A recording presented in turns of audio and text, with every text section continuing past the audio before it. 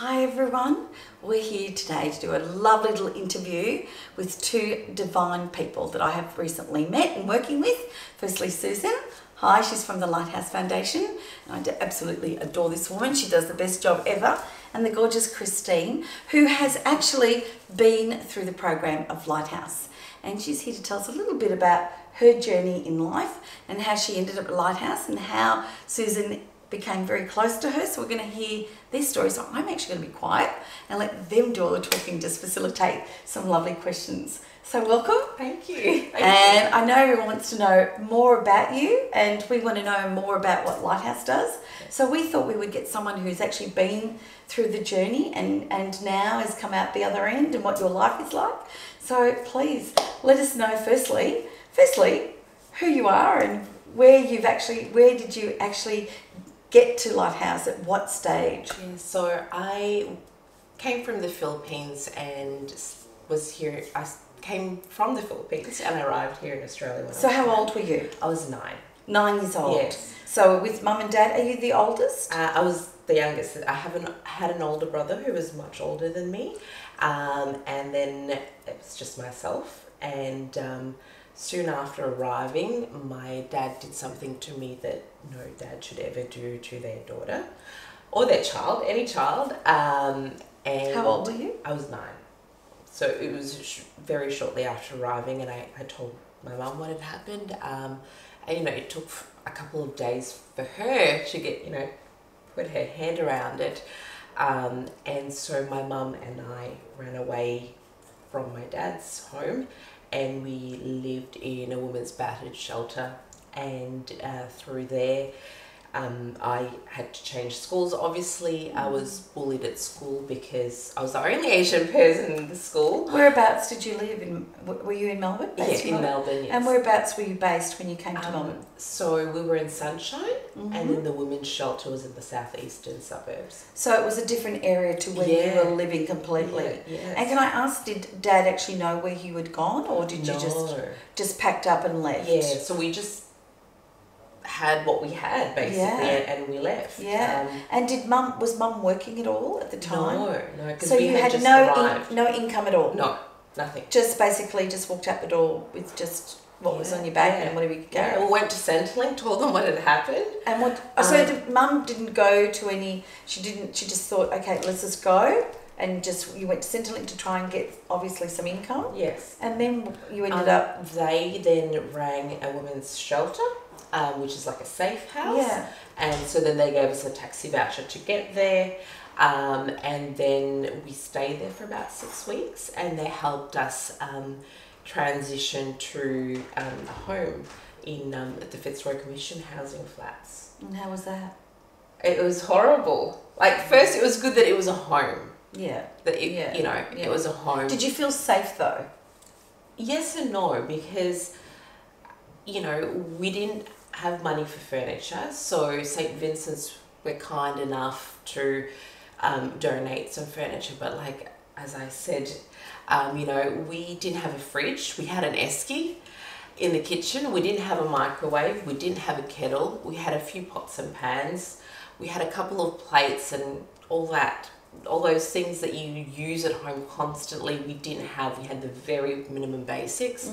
And we didn't have a couch, and they gave us this futon bed, and it was so horrible. It was like so badly stained that even my mum and I couldn't sleep on it. Oh my gosh.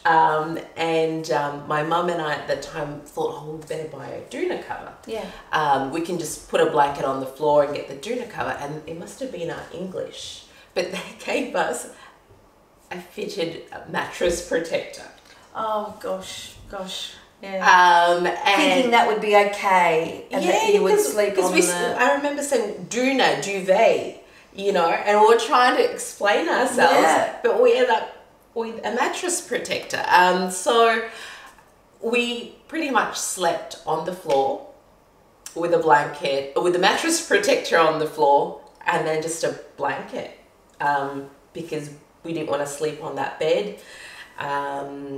Yeah, so we didn't have much at all. No, but you know what? In some ways, I guess your mum just wanted to protect you in whatever way she could, couldn't she? Yeah. So she just thought this was better than being where you were.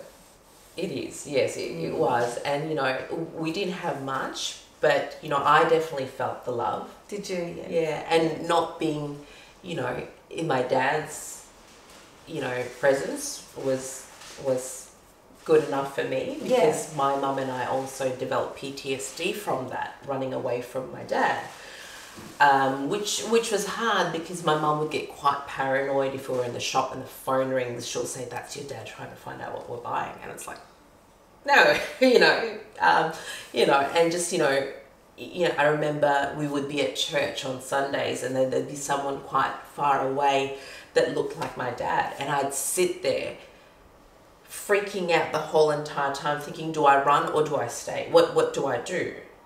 Right. But just that feeling of he'll know where we are, he'll come and find us, he'll hurt us. And soon after moving at the Fitzroy Commission Housing Flats, my brother moved in. I think he was about 10 years older than me. And did he come from the Philippines, or was he living with Dad? He was living with my dad. And he couldn't stay there anymore either? No. And so he moved in with us, and unfortunately he had his own issues as well. He was on heroin, and he started dealing, and then we had a whole lot of junkies coming in and out of the home, and I felt really quite unsafe, as you can imagine. You know, my mum was on a single pension at the time, which was like $450 a fortnight. Which is nothing. Yes. And then my brother would keep on harassing her for money, so she'd give him money. Then my mum won't have money, and we're just like, how does this work out? Yeah. You know, high school, I started high school, and it wasn't, you know, it was great to be able to learn, but it wasn't such a nice time as well, because I had, you know, there were other kids that had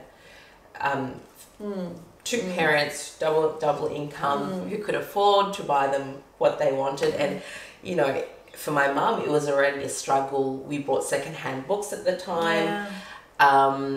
We couldn't find secondhand uniform, and, you know, my mum had brought me two summer dresses and a jumper, and I remember waiting until like August, when I'm absolutely freezing, to say, "Mum, can you buy me the school pants?" Because the school pants was like $75. And that's a lot of money. And that's a lot of money when your income's $450 a fortnight, then you take off rent. And, you know, it might not sound much having school pants, but, you know, I remember going into school one day with the school pants, and one of the girls said, "Oh, wow, you do actually have pants." Oh, gosh. And, you know, only if they had known what I was going through, they probably wouldn't have said anything. But, you know, it's not something you go out and tell people. No, of course. You were probably very proud. You probably didn't want to tell people what your journey was about, and you couldn't share it. But, you know, like you were saying, I mean, as a teenager, to be someone actually saying to you, "You got pants." That's hard, isn't it? Yeah.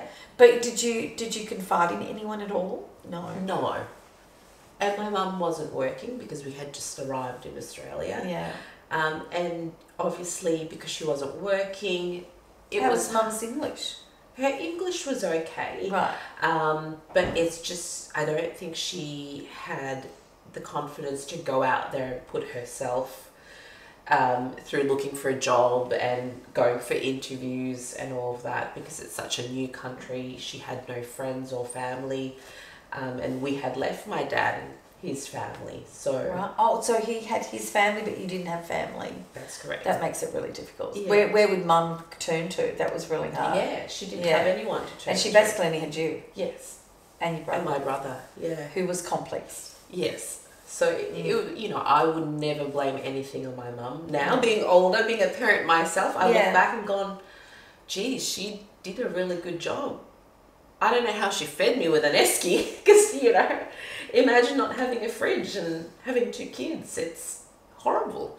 And so my brother's addiction escalated, and my mum, you know, had also her own mental health issues, and can I ask, was she abused by your dad before you arrived? Yes, so, you know, verbal and physical. She had a build up, that's why, yeah, of course. Yeah. And she didn't want to leave him because she had kids with him and, you know, that sort of stuff. And I used to look out the window of these commissioned housing flats and think, you know, what else is out there? There's got to be a better life. Like, I'm sure, okay, my dad's this, my mum's that, my brother's this, surely I'm here for another reason. Yeah. Like, this is not okay.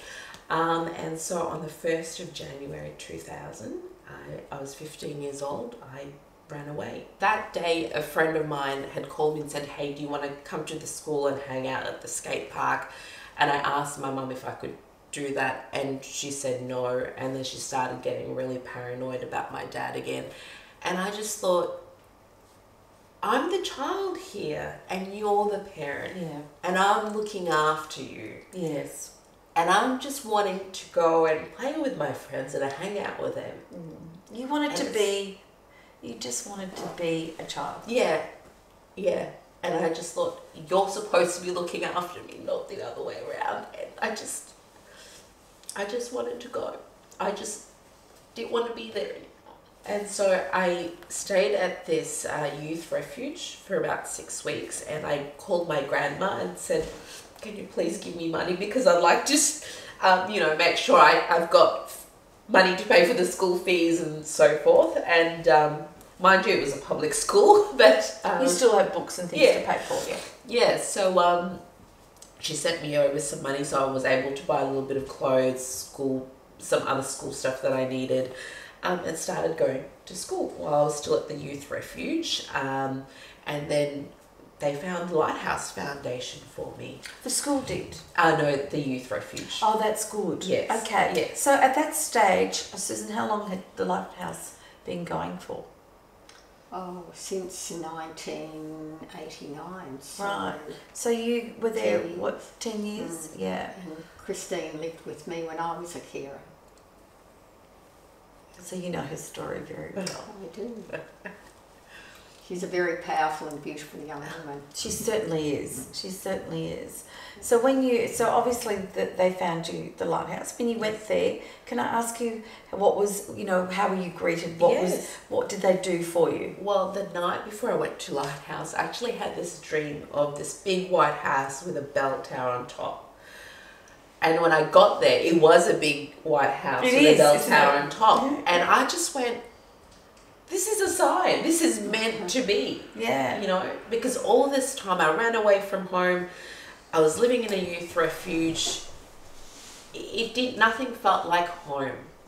And then finally I have this dream. I get there and it was just like what my dream was. And I just went, I'm home. This is it. So you obviously walked in and went, I think someone can help me here. Yes. You knew that was your salvation in some ways. Yeah. Isn't that amazing? Yes. And from there, what did they do for you? Okay. So they had carers, live-in carers at the time, and I think there were 6 other kids. And so Lighthouse provided me a home, basically, a place for me to call home, a place where I felt safe.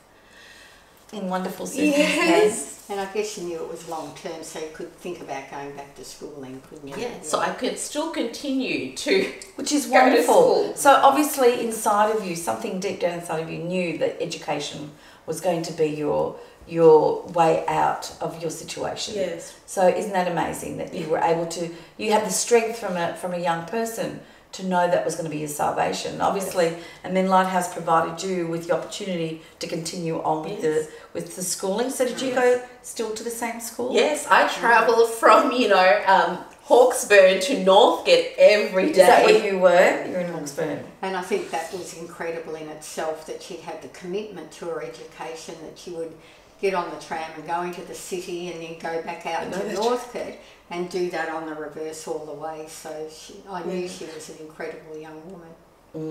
But you've had, so can I ask, when you were there as well, did you receive, obviously you'd actually been through quite a lot time you were 9 Yes. and had not received any form of therapy or any form of help. Yes. Did the Lighthouse give you that so that you could actually go through? Yes, so the Lighthouse had an in-house psychologist at the time that I could see at any time. So we began therapy, and it was really quite helpful because at one stage my mum actually joined us for therapy. That's good. Yes. Okay. That's And- really good. Yes, and so Did that reconnect you then? Yes, That's I good. think it made her understand that although she sees me as still her baby and as a child, I also need to be independent.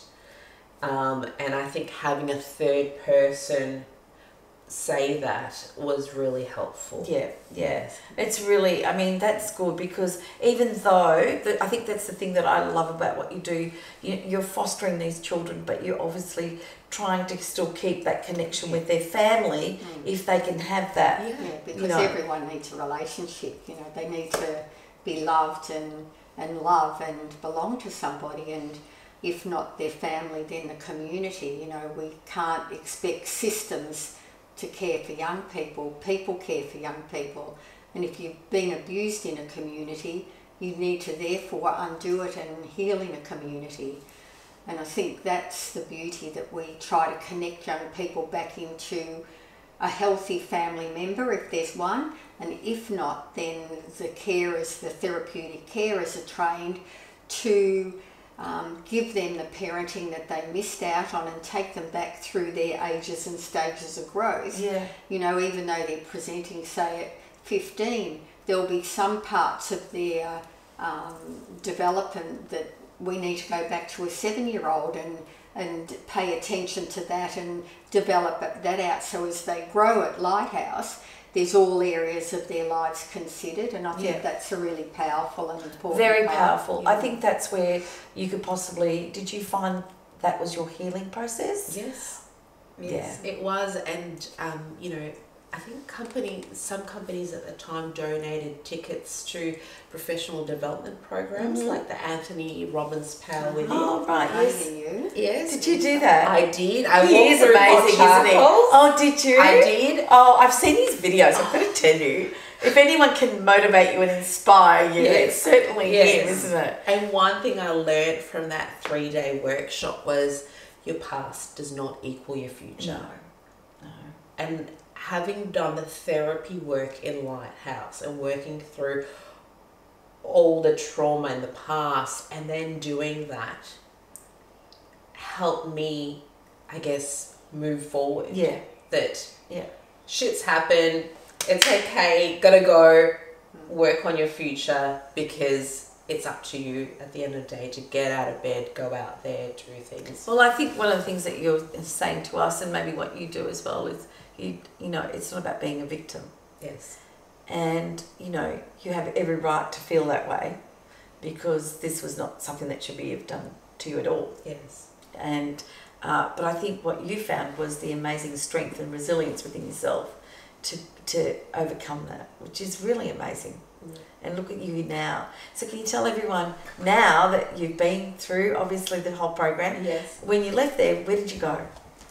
When So- you came out the other end, I think I asked you before, but she was saying to me before that she was 15 years old when she bought her first piece of clothing Yes, ever. yes. And you had your own room. Yes, I had my own room at Your the own Lighthouse room. Foundation. Isn't that fabulous? And did you you must have gone like, this is mine, huh? Yeah. I remember being in my own room at Lighthouse and going, oh my God, everything in here is mine. And I worked hard for it and I paid for it. And that feeling was just amazing. And they weren't expensive things, they were cheap things. It doesn't matter. You know, I remember, you know, just buying a candle for $10 and a Yeah, candle yeah, holder at the yeah, time yeah. and having it in my room and just me trying to furnish my room was just an amazing feeling. Well, especially because you didn't have that as a child. No. And then to have that must feel really amazing that you go, see, you can come out of this, which is just great. Can I ask, so now you are a mum yourself? Yes. So I've been married, divorced. I have 2 kids. I have a 15-year-old son and a 12-year-old daughter. Fabulous. I had them for half the time. Right. And I'm now an operations manager for 2 telepsychiatry companies. Wow. Yes, and I have my consulting business on the side as well, in which I provide consultancy services for psychiatrists and running their businesses. Isn't it amazing? Yes. Look at you. Yeah. A full circle. Yes. A full circle. Yeah. That's just wonderful. And I think you were saying too that we were at a function Yes. not long ago, and that you took your son. Yes, so... But you never really revealed your whole story to your children. No, there were bits of... I guess with parenting, it's sometimes about storytelling, not just telling your son, this is my whole life. So don't be like me, or, don't do what I did. So I like to give them little bits and pieces. So they know bits and pieces about my story, but not all. So when I had the chance to be able to take my son to one of these functions where I shared my story, it was amazing. Not only because he was there, but because he actually got to hear my story from start to finish. And now with him being 15 and he's just started working part-time after school and on the weekends, I think our relationship has changed. He's now actually seeing me as a person rather than just a parent. Yeah. He now sees that when he finished school and I'm working, talking to patients on the phone, whatever, he's quiet, he's respectful of my space and time. Fabulous. But that's the thing when you're a parent too.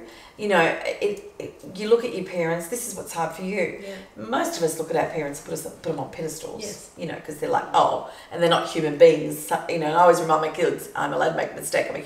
I'm a human being, and I apologise. But the thing is that for you that was hard because you didn't really have that as well. Yes. So that was where it was difficult because you're also a child being a parent. Yes. So that's hard. Now your child is seeing you as a human being and not just a parent. Yes. And that's I think where you'll find that your relationship will be even stronger as time goes on because he knows the pain that you're in. Yeah. So nothing wrong with sharing that, which is why you're sharing it with us today. Yes. And Susan, just on a closing note, do you want to say anything about this gorgeous woman?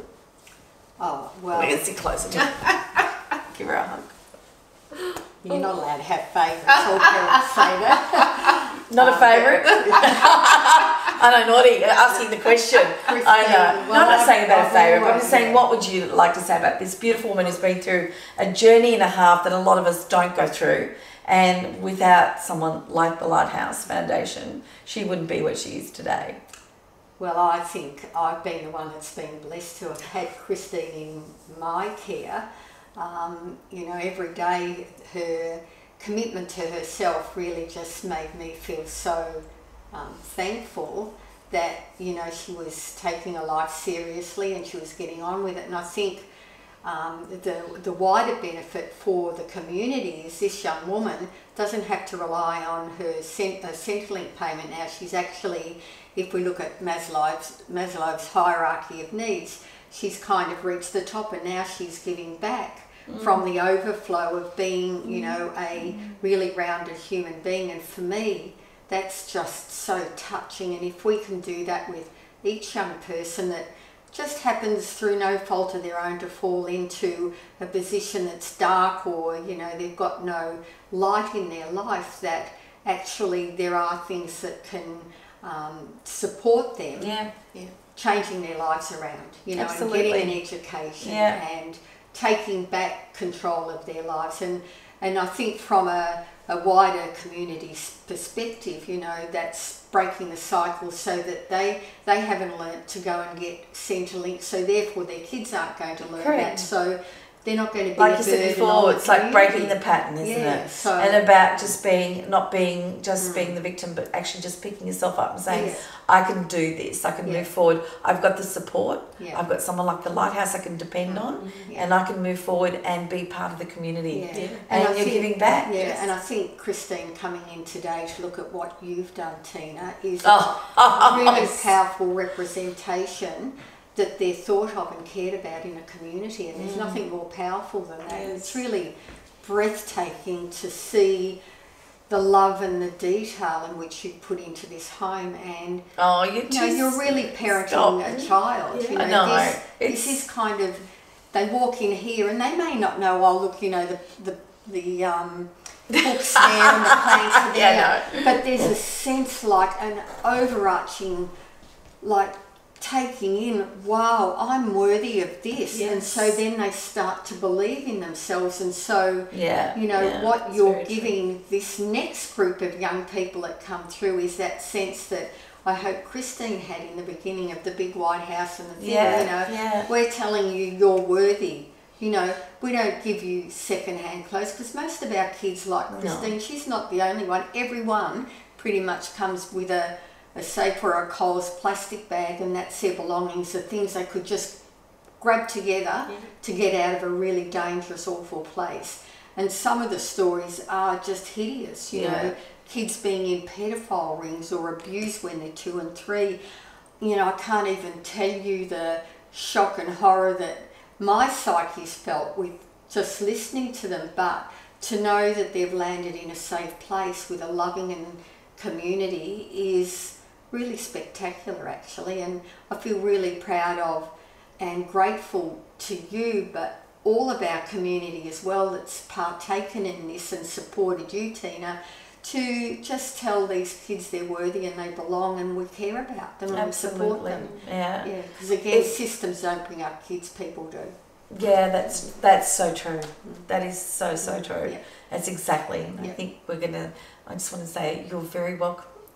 I just want to say to everyone, thanks so much for joining us and listening Thank you all. Thank you so much for today. And I just want to say I feel very privileged to be able to do this. So thank you for allowing me. So let's watch this space when the next houses come on. we've got to put on the drawing board, because we don't want any child to feel homeless and not loved. No. And we don't have to. No. We just have to know about it and say we're not going to be, they're not going to be homeless on our watch. And together, as a community, it should not happen. It should not happen. They've ended homelessness in Utah and in Finland, so why not here in Australia, the lucky country? You know, it can be done. So, you know, as a whole of organisation, we hope that we're on the way to bringing all community organisations together to solve this. It's a blight on our community. I totally agree. Social responsibility goes a long way, and it's definitely something everyone's talking about. So if you want to help and donate, which they do need because they don't get a lot of government funding, please get on to lighthousefoundation.org.au.